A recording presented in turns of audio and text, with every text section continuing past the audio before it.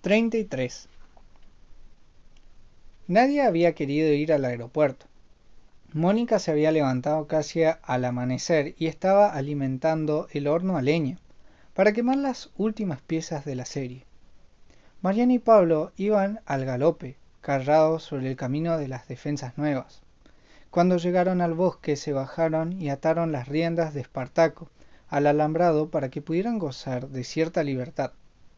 Mariana le dijo abrazándola con fuerza: «Quiero que nos casemos. Por favor, no te vayas con ellos». Ella trataba de no llorar. «No quiero ir con ellos, Pablo, pero tampoco estoy preparada para casarme. Mónica me propuso vivir con ella y los demás, Mirta, Chela, Carlos, hasta tu vieja. Pero no sé cómo explicarte lo que me pasa. Me siento terriblemente sola.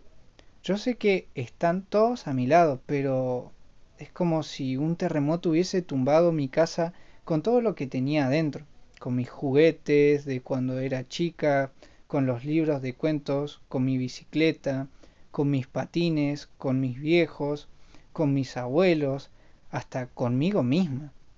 Y de pronto alguien me salva. Estoy afuera de la casa, pero todo está destruido. Hay otras casas, hay otras gentes, hay otros abuelos, hay otros tíos, pero ya nunca más va a ser lo mismo. Y duele. Estoy mirando las ruinas de todo ese terremoto y no sabes cómo duele. Y nadie puede ayudarme». Pablo la abrazó en silencio. Mercedes estaba sentada en uno de los sillones de la sala cuando vio llegar a Mariana. Pablo la había dejado sola a pedido de ella y ahora cruzaba el parque despacio, deliberadamente, mientras los saludaba con la mano y una sonrisa triste. Cuando entró a la casa, lo primero que la recibió fue una oleada del perfume de su madre y casi simultáneamente el abrazo apretado y después el llanto de las dos, que terminó en sollozos ahogados. Después de un largo rato de llorar abrazadas, Mercedes miró y comenzó a hablarle. «Mi amor, chiquita, ¿cuánto habrás sufrido todo este tiempo, tan lejos de nosotros?». Mariana la miraba en silencio. Ya no lloraba.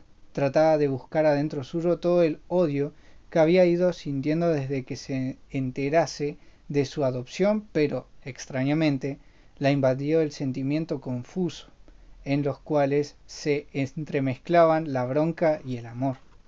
En ese momento sintió la voz de Mauricio desde la habitación.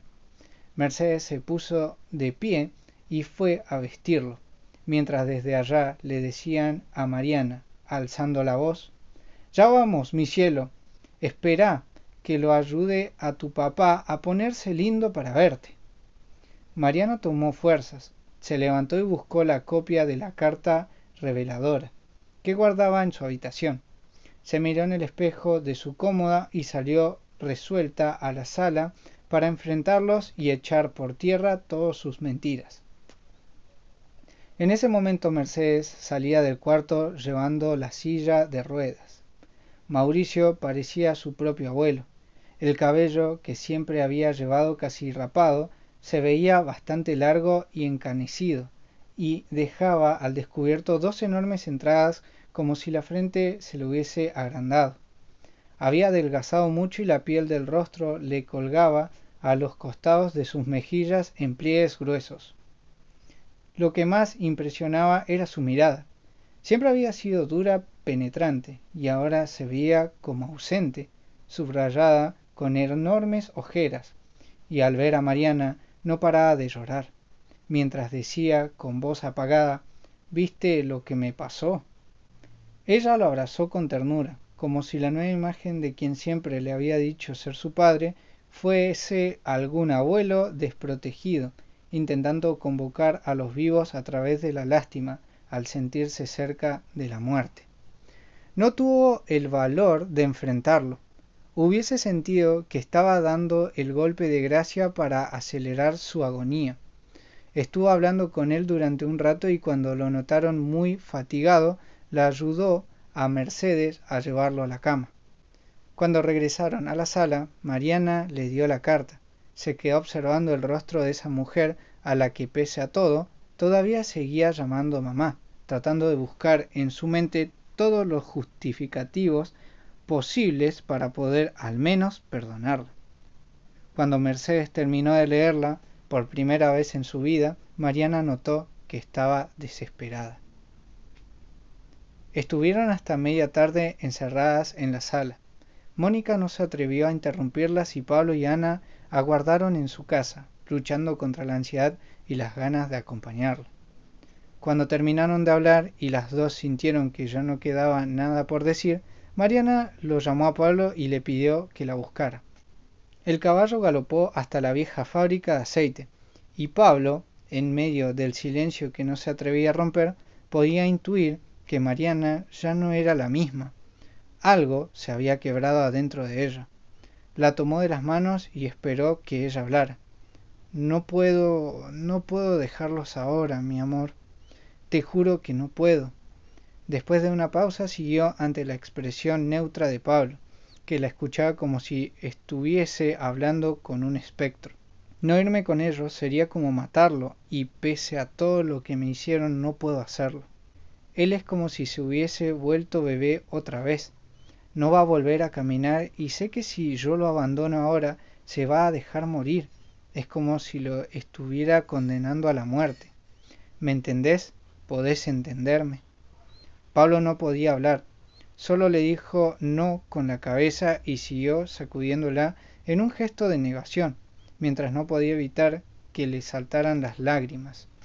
Después dejó de abrazarla y le dio una patada violenta al tronco caído de un eucalipto mientras gritaba: «Son unos hijos de puta, eso es lo que son». Mariana esperó que se calmara y agregó: «Ella me pidió nada más que un poco de tiempo para que lo hablemos los tres apenas él se recupere un poco de la operación.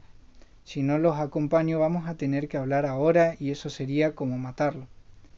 Te siguen mintiendo, te siguen envolviendo con su hija de putés para dominarte. No vayas, no podés olvidarte de todo lo que te hicieron. Para todos es muy fácil, pero ¿quién se pone en mi lugar?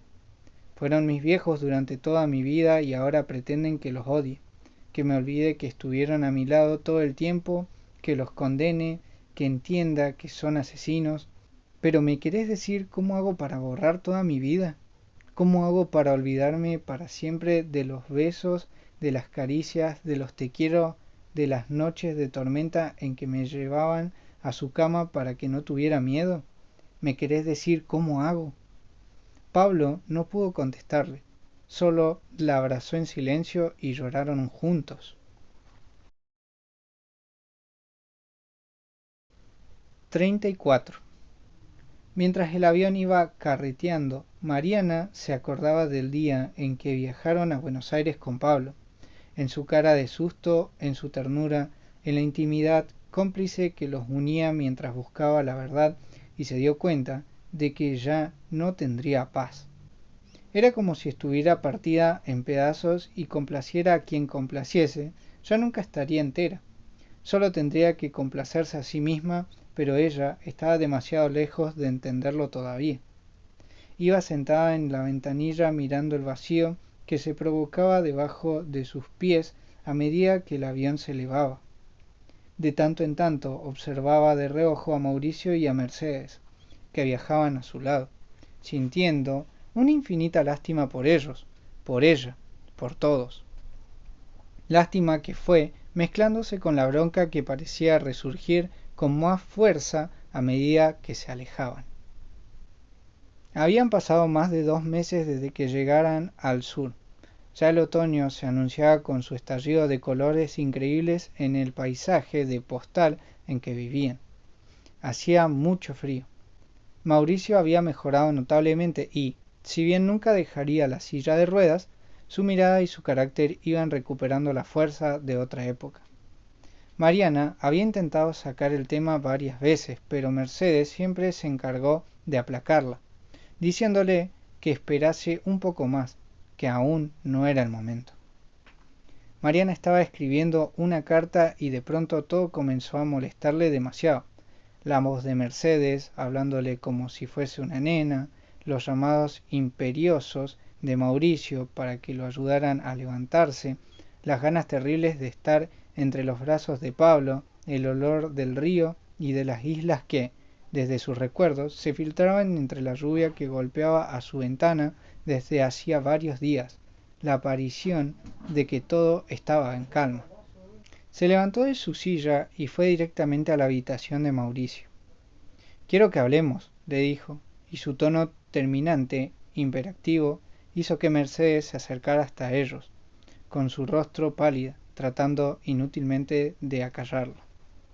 Mariana le dio la carta, esperando que él la leyese, pero contra todo lo que esperaba, él la arrugó dentro de su puño y mirándola a los ojos le dijo: «Ya sé de qué se trata, tu mamá ya me lo dijo, pero esto no tiene ningún valor. No es más que un papel del pasado y el pasado es mejor olvidarlo». «Para mí no es pasado», le gritó Mariana. «Esta carta habla de mí y yo estoy aquí, ahora. ¿Por qué nunca me dijeron que era adoptada?» «Esas son pavadas. Para nosotros sos nuestra hija. Nunca sentimos como si fueses adoptada. Pero no soy tu hija. Para nosotros y para la ley, sí. Tenemos tu partida de nacimiento en regla. Eso solo es una mentira más. Yo sé quiénes fueron mis verdaderos padres». Mercedes apeló a un último recurso. «Marianita, por favor, mi amor, mira cómo se está poniendo papá. Le va a hacer mal. Ya sabes, lo dijo el médico. Vamos a dejar esto para otro momento». «Deja de llamarme Marianita. Ya no soy una nena, y además ese no es mi nombre». «Déjate de decir estupideces», gritó Mauricio. «Faltaría que ahora digas que tampoco te llamas como te llamas». «Ustedes me llaman Mariana, pero no es el nombre que eligieron mis verdaderos padres. Tus verdaderos padres no existen. Tus padres somos nosotros», agregó Mauricio. «Dijiste bien, mis verdaderos padres ya no existen. Están desaparecidos junto a más de 30.000 personas. Y vos lo sabés muy bien, porque tuviste mucho que ver con eso, ¿no?» «No voy a permitirte que me digas eso. No sabés nada de lo que pasó». «No sabía nada, porque ustedes siempre me ocultaron todo. Pero ahora sí sé, y sé la verdad por boca de los que estuvieron del otro lado, por los secuestrados, por los torturados. ¿O me vas a decir que eso también es algo sin valor y que es mejor olvidarlo?» Mauricio tenía una palidez cadavérica. La pesadilla que lo despertaba tantas noches después de su accidente se había hecho realidad de pronto. Tardó unos largos minutos en recobrar la compostura y entonces le respondió: «¿Y qué? Hay tantas verdades como lados. ¿O acaso me vas a decir que les vas a creer a esos bolches hijos de puta antes de creernos a nosotros, que dejamos nuestros mejores años para cuidarte, para que nunca te faltara nada, para darte lo mejor, los mejores colegios, la mejor ropa, la mejor educación? Nunca les pedí nada. No le levantes la voz a tu padre», gritó Mercedes. Mauricio usó un tono calmo y pausado cuando volvió a hablarle a Mariana. «Seguramente los que te contaron todo eso no te hablaron de lo que hicieron ellos por entonces. En aquella época ya no se podía salir a la calle porque no sabías si ibas a volver a causa de las bombas, de los secuestros, de los asesinatos a sangre fría que realizaban. Las madres no dormían pensando en sus hijos.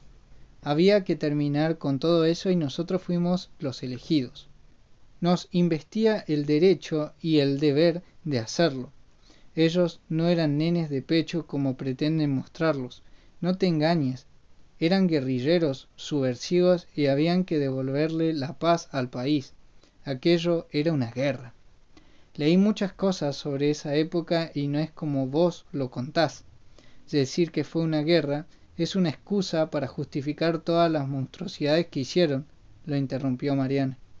«Como en toda guerra», siguió él como si no hubiese escuchado, «hubo algunos excesos. No voy a negarlo, pero el devolverle la paz al país era lo más importante. Había que terminar con el terrorismo». «Mejor decir que ustedes implementaron el terrorismo. ¿O cómo llamarías a todas las barbaridades que hicieron? Se creyeron dioses. Creyeron que tenían el poder y el permiso de hacer desaparecer a las personas a su antojo y quedarse con el botín, nosotros. Podés decir lo que quieras, como hiciste siempre, pero ya no soy una nena. Ahora puedo buscar la verdad por mí misma. Si no hubiera sido así, no hubiese tenido la necesidad de ocultar nada. Nadie oculta nada. Te contaron la verdad, pero te la contaron mal, mi amor. Siguió Mauricio tratando de contener su ira.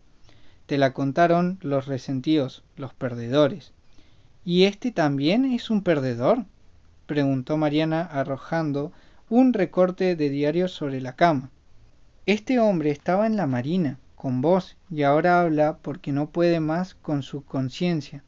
¿Me querés hacer creer que esto también es una mentira? ¿O me vas a decir que tirar personas con vida al mar era necesario para devolverle la paz al país? Te convendría leerlo, a ver si no se te despierta un poco el arrepentimiento. ¿De dónde sacaste esa basura?, preguntó Mercedes con un hilo de voz. La basura es lo que hicieron ustedes. Las palabras de Mariana, cargadas de dolor, los golpeó más que cualquier insulto, pero trataron de sobreponerse.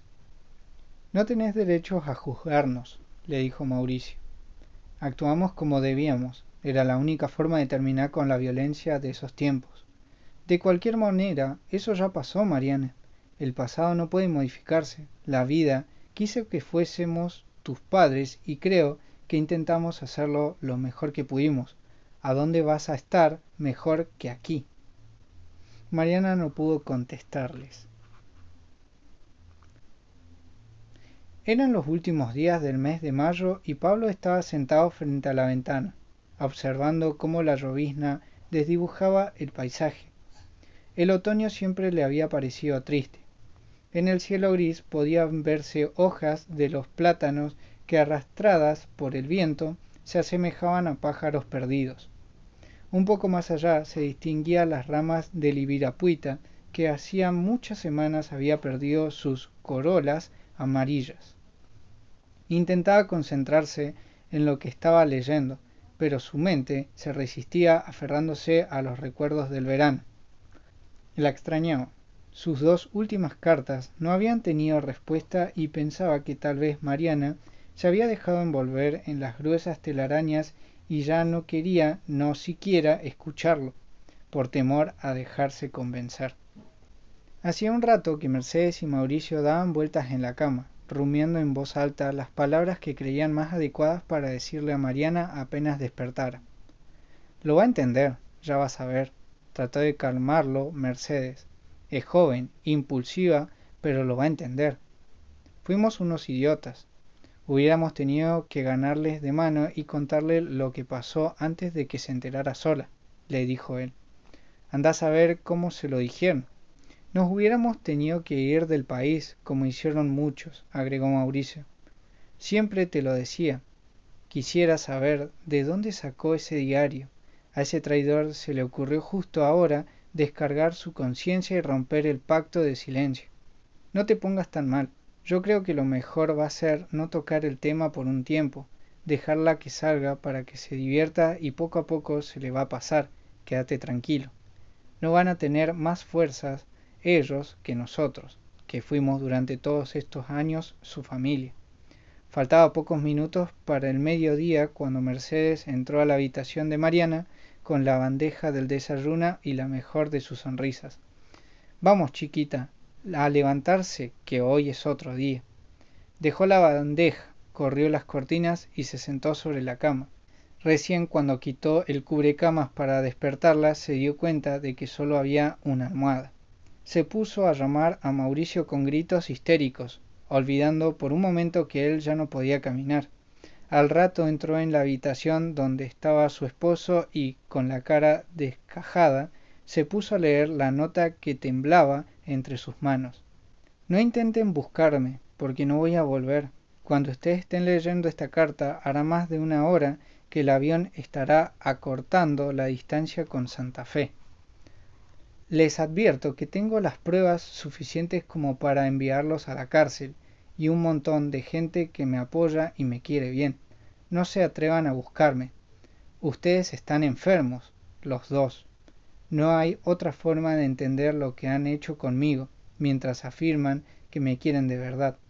Durante todos estos meses traté de buscar adentro y afuera de mí los datos necesarios para no equivocarme, y al fin encontré la respuesta. Todos los días que te lleve saber cómo esto fue te servirá para ser en otro tiempo algo más libre. Esto lo dijo León Gieco, y les aseguro que es así, porque a mí me sirvió. Mi verdadera mamá estaba en la ESMA y seguramente terminó en el fondo del mar como tantos otros. No sé cómo pudieron dormir durante todos estos años, ni tampoco cómo podrán hacerlo de aquí en más. Nada de lo que digan podrá justificarlos, nunca. Mariana, Marina. Cuando Pablo la vio entrar, se levantó despacio y quedaron uno frente al otro, mirándose sin hablar. Pasaron varios minutos antes de que se atrevieran a abrazarse. Recién cuando pudieron sentir el contacto de su piel y volvieron a inventar los besos, se convencieron de que no estaban soñando. Afuera el otoño seguía arrancándole las hojas a los árboles. Adentro el resplandor de un leño en el hogar iluminaba sus cuerpos abrazados. Sabían que no sería fácil, pero estaban juntos y se amaban, y los dos sentían que era el momento de comenzar a construir un tiempo nuevo, el tiempo de detener el tren agonizante y comenzar al fin a cruzar la noche. Fin. Y así de esta manera termina Cruzar la noche de Alicia Barberis, un libro muy llamativo que leí en secundaria con respecto a lo que hablaba de las épocas de antaño en la Argentina, en el tema de los militares y el terrorismo que sucumbió al país en esas épocas. Ahora bien, quería por otra parte pedir unas pequeñas disculpas, ya que no he tenido tanta regularidad para subir videos ni constancia, pero bueno, es una cuestión ahí de tiempos, de bueno, que también hago otras cosas, y quería solo mencionar esas disculpas. Si en lo que se pueda siempre trataré de subir más videos con respecto a otras lecturas y hacer lo mejor que se pueda. Como siempre dejo en la descripción mi Mercado Pago por si alguien quiere hacer un apoyo al canal. Y bueno, nos estaremos viendo en un próximo video. Desde ya muchísimas gracias y les ha hablado la Biblioteca de Géminis. Hasta la próxima.